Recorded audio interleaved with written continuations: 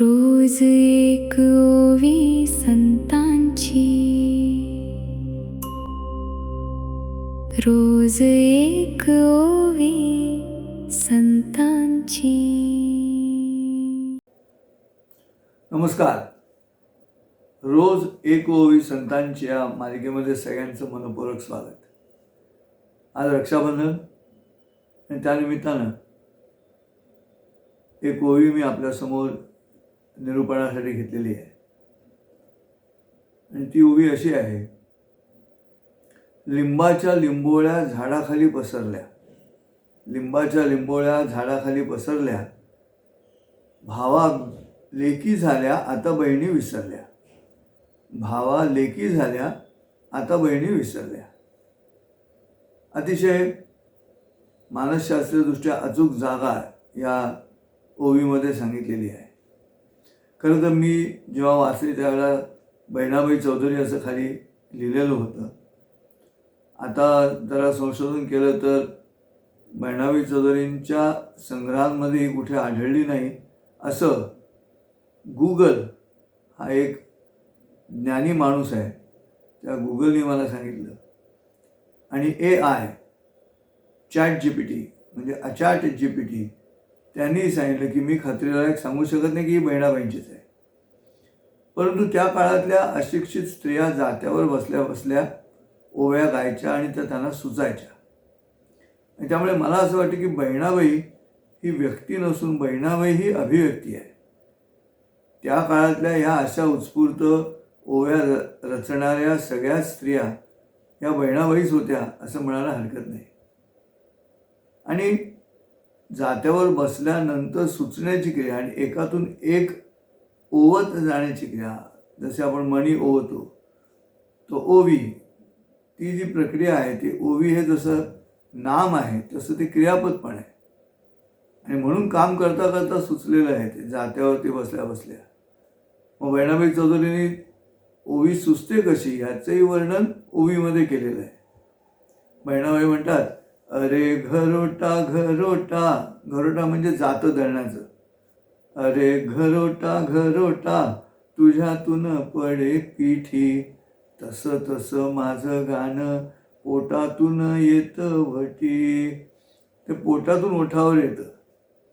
आणि म्हणून सगळ्यात महत्त्वाचा काव्यनिर्मितीचा मुद्दा बहिणाबाईंनी त्या काव्यात सांगितला की तो डोक्यातून ओठावर येत नाही.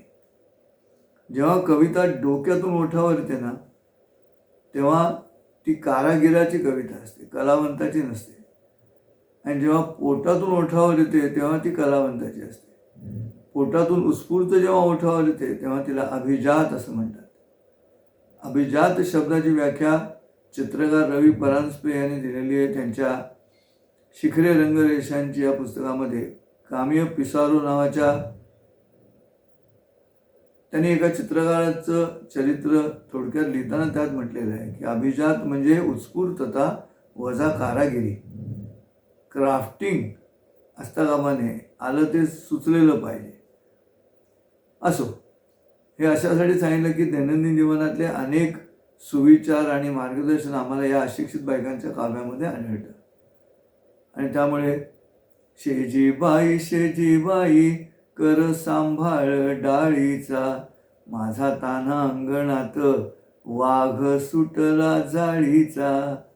तू जाळीत लपलेला वाघ ज्या वेगानं बाहेर पडतो त्या वेगानं माझं पोर तू अंगणात वाळत टाकलेल्या डाळीचा विध्वंस करेल. हे अशा पद्धतीनं सांगितलं गेलं. आजची जी आपण ओवी घेतलेली आहे रक्षाबंधनानिमित्त ती आहे, लिंबाच्या लिंबोळ्या झाडाखाली पसरल्या, भावा लेकी झाल्या आता बहिणी विसरल्या. आता गंमत अशी आहे याच्यामध्ये की रक्ताचं नातं पुरुषाचं एक आहे ते आई आणि मूल. त्यामुळे आई वडिलांबरोबर रक्ताचं नातं आहे.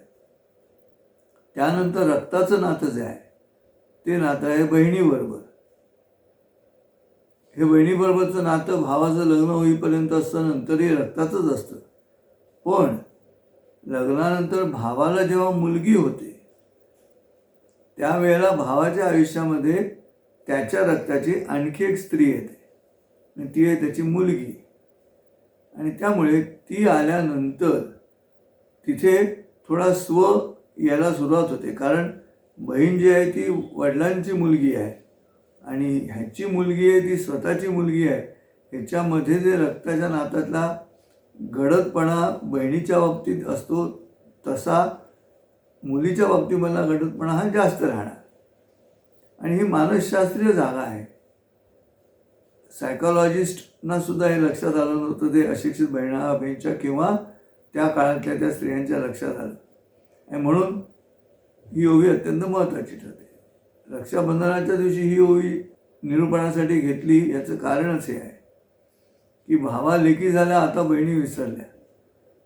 रक्षण करण्यासाठी आता 2 स्त्रियांची जबाबदारी आली. आणि त्यातली दुसरी स्त्री जी आहे म्हणजे मुलगी जी आहे माझी, ती माझ्या रक्ताची आहे. आणि हे समीकरण अत्यंत बारीक आहे. नात्याची जी जडणघडण आहे ती अत्यंत बारीक आहे. खूप सूक्ष्माने विचार केला तर हे तुमच्या लक्षात येतं की हे अंतर का पडलं ते.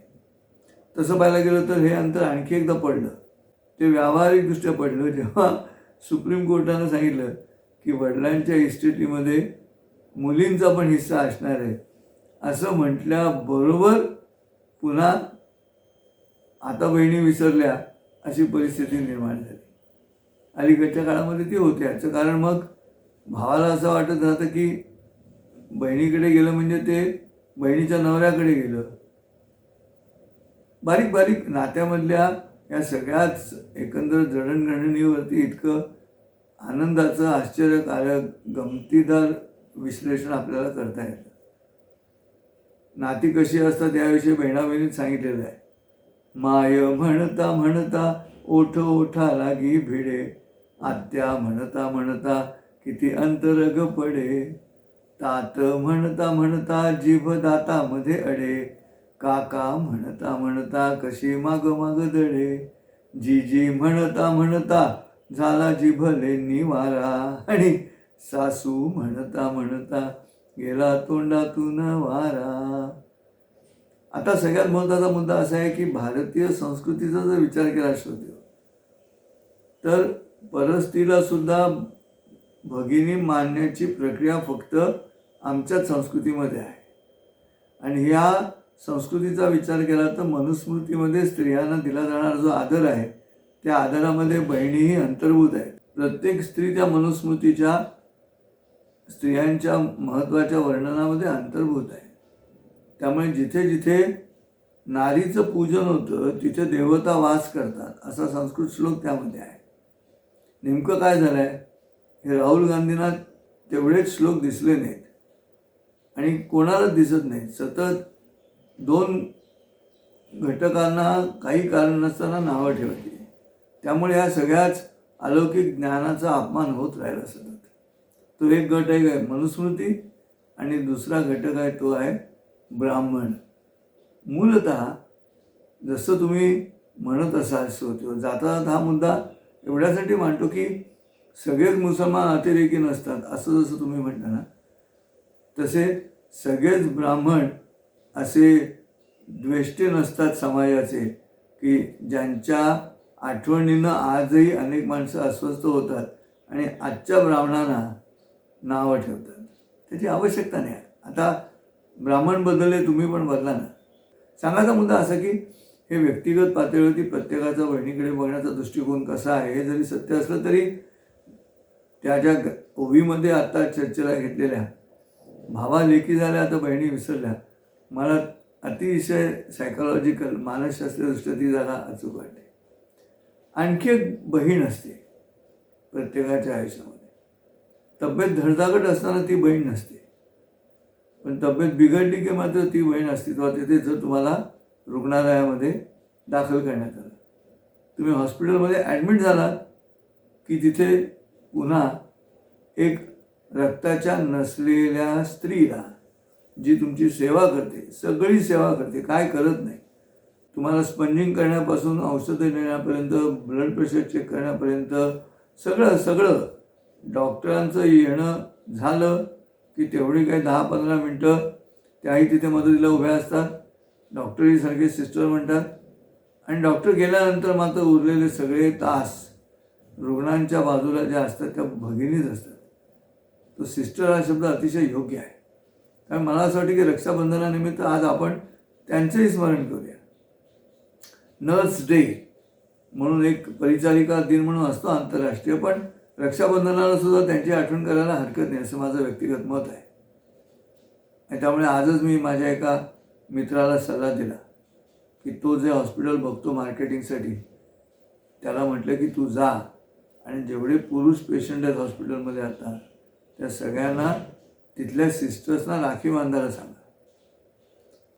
सिस्टरांच्या सेवेमुळे आजारपण सरले, भाऊ बरे झाले, आता सिस्टर्स विसरले असं नको व्हायला. म्हणून रक्षाबंधनाच्या शुभेच्छा त्या पेशंट्सना पण द्या, पुरुष पेशंट्सना, आणि सिस्टर्सनी राखी बांधावी असं मी एक आपलं सजेशन देऊन ठेवलं आहे. प्रत्यक्ष काय घडते कळेलच. त्यानिमित्तानं मी जेव्हा माझ्यासाठी, माझ्या कन्येसाठी, माझ्या पत्नीसाठी जेव्हा दीनानाथ रुग्णालयामध्ये अनेक वेळा फेऱ्या झाल्या माझ्या, त्याही वेळेला दीनानाथमधल्या सगळ्या सिस्टर्सच्या अनुषंगानं मला वाटलं की दिवसभर ह्याच खऱ्या डॉक्टर येऊन गेल्यानंतर. आणि म्हणून परिचारिका दिन ज्या दिवशी होता त्या दिवशी मी माझ्या पत्नीला भेटायला येणाऱ्या आणि सेवेला येणाऱ्या सगळ्या सिस्टर्सना एक भेटवस्तू दिली आणि एक कविता त्या सिस्टर्ससाठी मी दिलेली आहे.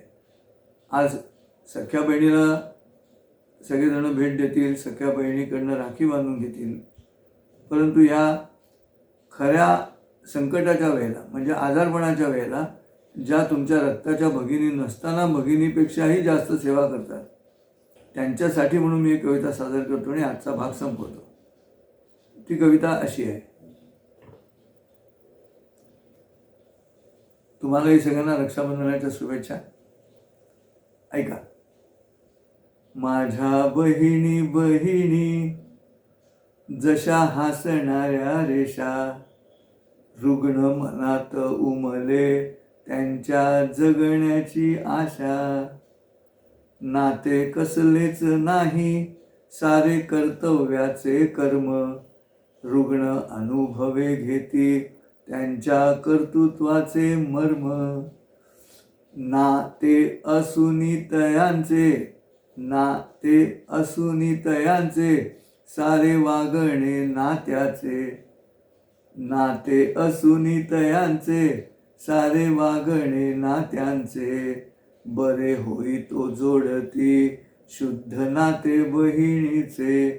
बरे होई तो जोडती शुद्ध नाते बहिणीचे. हाक सिस्टर सिस्टर डॉक्टर येई तो ती देवी. कोण महत्वाचं? हाक सिस्टर सिस्टर डॉक्टर येई तो ती देवी. जाता डॉक्टर रुग्णाला पुन्हा बहीणच हवी. जाता डॉक्टर रुग्णाला पुन्हा बहीणच हवी. बरा झालेल्या रुग्णाला याद डॉक्टरांची येई. रुग्ण सेवा करणाऱ्या त्यांची आठवण नाही. रुग्ण सेवा करणाऱ्या त्यांची आठवण नाही. म्हणून या आज येथे माझा सलाम हा घ्यावा. म्हणून या आज येथे माझा सलाम हा घ्यावा. औषधांच्या इतुकीचं बहिणीची थोर सेवा. औषधांच्या इतुकीचं बहिणीची थोर सेवा. रुग्ण करे भाऊ गर्दी. काय करतात? रुग्ण करे भाऊ गर्दी. बहीण अस्तित्व अटळ. ऐका बहिणीमुळेच चाले सर्व हॉस्पिटल. ऐका बहिणींमुळेच चाले सर्व हॉस्पिटल. तेव्हा विचार केला आज रोज एक ओवी संतांची म्हणत असताना संत बहिणाबाई चौधरींची आठवण मनात निर्माण करणारी ही ओवी, त्या ओवीच्या निरूपणानिमित्त मी विचार केला सगळ्याच भगिनींना आज आपण शुभेच्छा देऊया.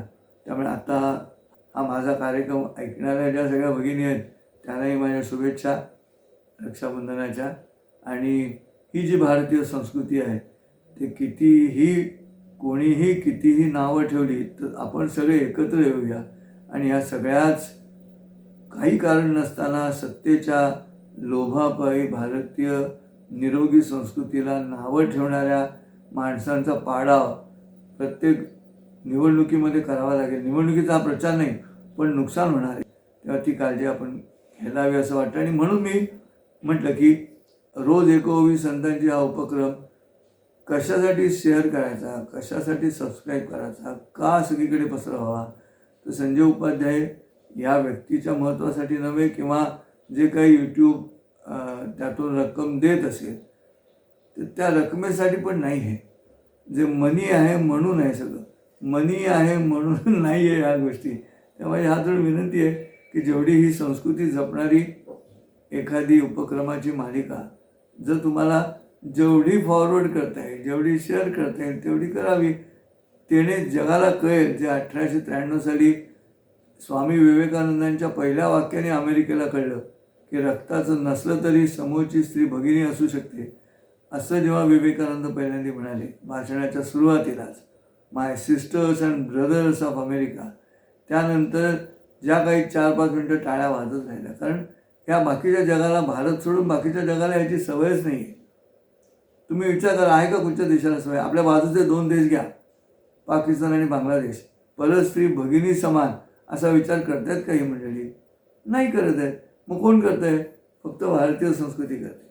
मग तसं जर असेल तर तुम्ही आम्ही ती वाचवणं महत्त्वाचं नाही आहे का, की येऊ द्यायचं का? संजय उपाध्यायांचं बोलणं मला पटलं नाही म्हणून संजय उपाध्यायांच्या बोलण्याला विरोध करत यायचं, संजय उपाध्याय आवडत नाही म्हणून संजय उपाध्यायांच्या बोलण्याला विरोध करायचा, असं न करता आत्ता संस्कृतीचं रक्षण हे ध्येय असलं पाहिजे. राष्ट्र प्रथम, संस्कृती प्रथम, असं माझं म्हणणं आहे.